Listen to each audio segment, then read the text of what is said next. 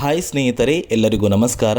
ನೋಡಿ, ಗೃಹಲಕ್ಷ್ಮಿ ಯೋಜನೆಯ 7ನೇ ಕಂತಿನ ಹಣಕ್ಕೆ ವೇಟ್ ಮಾಡ್ತಾ ಇದ್ದ ಪ್ರತಿಯೊಂದು ಫಲಾನುಭವಿಗಳಿಗೆ ರಾಜ್ಯ ಸರ್ಕಾರದಿಂದ ಒಂದು ಗುಡ್ ನ್ಯೂಸ್ನ ಕೊಟ್ಟಿದ್ದಾರೆ.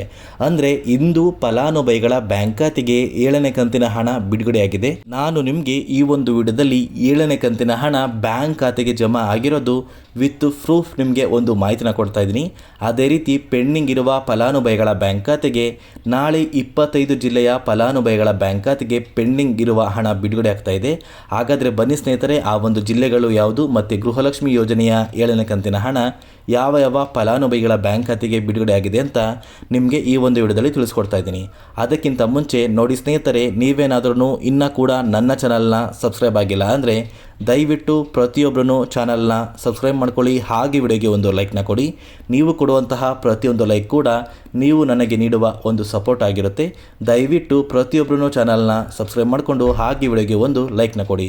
ಹೌದು ಸ್ನೇಹಿತರೆ, ಗೃಹಲಕ್ಷ್ಮಿ ಯೋಜನೆಯ 7ನೇ ಕಂತಿನ ಹಣ ಇಂದು ಮಧ್ಯಾಹ್ನ ಸುಮಾರು 3 ಗಂಟೆಯ ನಂತರ ಫಲಾನುಭವಿಗಳ ಬ್ಯಾಂಕ್ ಖಾತೆಗೆ ಸರ್ಕಾರದಿಂದ ಹಣ ಬಿಡುಗಡೆಯಾಗಿದೆ.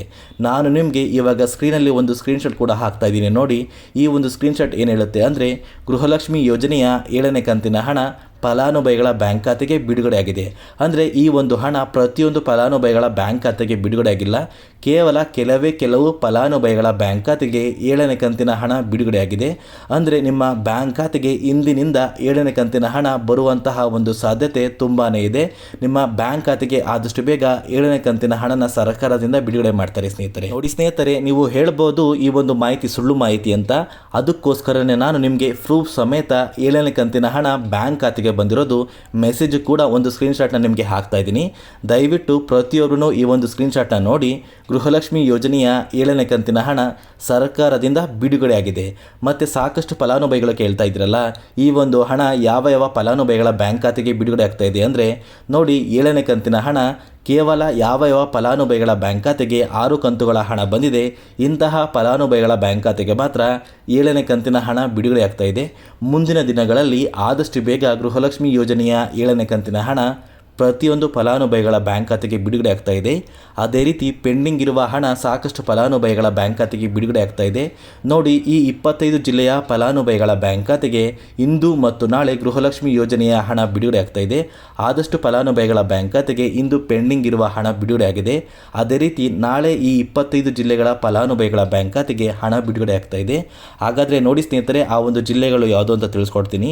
ಮೊದಲಿಗೆ ಸ್ನೇಹಿತರೆ, ಶಿವಮೊಗ್ಗ, ಧಾರವಾಡ, ತುಮಕೂರು, ಚಾಮರಾಜನಗರ, ವಿಜಯಪುರ, ಬೆಳಗಾವಿ, ಬೆಂಗಳೂರು ಗ್ರಾಮಾಂತರ, ಬೆಂಗಳೂರು ನಗರ, ರಾಮನಗರ, ಕೊಪ್ಪಳ, ದಕ್ಷಿಣ ಕನ್ನಡ, ತುಮಕೂರು, ಹಾವೇರಿ, ಉತ್ತರ ಕನ್ನಡ, ಕೋಲಾರ, ಗದಗ, ವಿಜಯನಗರ, ಬೀದರ್, ರಾಯಚೂರು, ಮೈಸೂರು, ಚಿತ್ರದುರ್ಗ, ಹಾಸನ, ಬಳ್ಳಾರಿ ಮತ್ತು ಯಾದಗಿರಿ. ನೋಡಿ ಸ್ನೇಹಿತರೆ, ಈ 25 ಜಿಲ್ಲೆಯ ಫಲಾನುಭವಿಗಳ ಬ್ಯಾಂಕ್ ಖಾತೆಗೆ ಇಂದು ಪೆಂಡಿಂಗ್ ಹಣ ಬಿಡುಗಡೆಯಾಗಿದೆ. ಅದೇ ರೀತಿ ನಿಮ್ಮ ಬ್ಯಾಂಕ್ ಖಾತೆಗೆ ಆದಷ್ಟು ಬೇಗ ಗೃಹಲಕ್ಷ್ಮಿ ಯೋಜನೆಯ ಪೆಂಡಿಂಗ್ ಹಣ ಬರ್ತಾ ಇದೆ. ನಾಳೆನೂ ಕೂಡ ಪೆಂಡಿಂಗ್ ಇರುವ ಹಣ ಬರುವಂತಹ ಸಾಧ್ಯತೆ ತುಂಬಾ ಇದೆ. ಭಾನುವಾರ ಆದರೂ ಕೂಡ ಒಂದು ಸಲ DBTಗೆ ಹಣ ತಲುಪಿದ್ರೆ ನಿಮ್ಮ ಬ್ಯಾಂಕ್ ಖಾತೆಗೆ ಯಾವಾಗ ಬೇಕಾದ್ರೂ ಹಣ ಬರ್ಬೋದು ಸ್ನೇಹಿತರೆ. ನಿಮ್ಮ ಬ್ಯಾಂಕ್ ಖಾತೆಗೆ ಇಲ್ಲಿಯವರೆಗೂ ಎಷ್ಟು ಕಂತುಗಳ ಹಣ ಬಂದಿದೆ, ಅದೇ ರೀತಿ ನಿಮ್ಮ ಬ್ಯಾಂಕ್ ಖಾತೆಗೆ ಗೃಹಲಕ್ಷ್ಮಿ ಯೋಜನೆಯ 7ನೇ ಕಂತಿನ ಹಣ ಬಂದಿದೆಯಾ ಅಥವಾ ನಿಮ್ಮ ಬ್ಯಾಂಕ್ ಖಾತೆಗೆ 6 ಕಂತುಗಳ ಹಣ ಬಂದಿದ್ರೆ ಕೆಲವು ದಿನಗಳ ಕಾಲ ವೇಟ್ ಮಾಡಿ. ಖಂಡಿತವಾಗಿಯೂ ನಿಮ್ಮ ಬ್ಯಾಂಕ್ ಖಾತೆಗೆ ಸರ್ಕಾರದಿಂದ 7ನೇ ಕಂತಿನ ಹಣ ಬಿಡುಗಡೆ ಮಾಡ್ತಾರೆ. ಸರ್ಕಾರದಿಂದ 7ನೇ ಕಂತಿನ ಹಣ ಫಲಾನುಭವಿಗಳ ಬ್ಯಾಂಕ್ ಖಾತೆಗೆ ಈಗಾಗಲೇ ಬಿಡುಗಡೆ ಆಗಿದೆ. ಆದಷ್ಟು ಈ ಒಂದು ವಿಡಿಯೋನ ನಿಮ್ಮ ಸ್ನೇಹಿತರಿಗೆ ಶೇರ್ ಮಾಡಿ, ಅವರ ಬ್ಯಾಂಕ್ ಖಾತೆಗೆ 7ನೇ ಕಂತಿನ ಹಣ ಬಂದಿದೆ ಅಂತ ತಿಳ್ಕೊಳ್ಳಿ. ಅದೇ ರೀತಿ ನೋಡಿ ಸ್ನೇಹಿತರೆ, ನಾನು ನಿಮಗೆ ಈ ಒಂದು ವಿಡಿಯೋದಲ್ಲಿ ಕೊಟ್ಟಿರುವಂಥ ಮಾಹಿತಿ ನಿಮಗೇನಾದ್ರೂ ಇಷ್ಟ ಆಗಿದ್ರೆ ದಯವಿಟ್ಟು ನನ್ನ ಚಾನಲ್ನ ಸಬ್ಸ್ಕ್ರೈಬ್ ಮಾಡ್ಕೊಳ್ಳಿ. ಹಾಗೆ ವಿಡಿಯೋಗೆ ಒಂದು ಲೈಕ್ನ ಕೊಡಿ.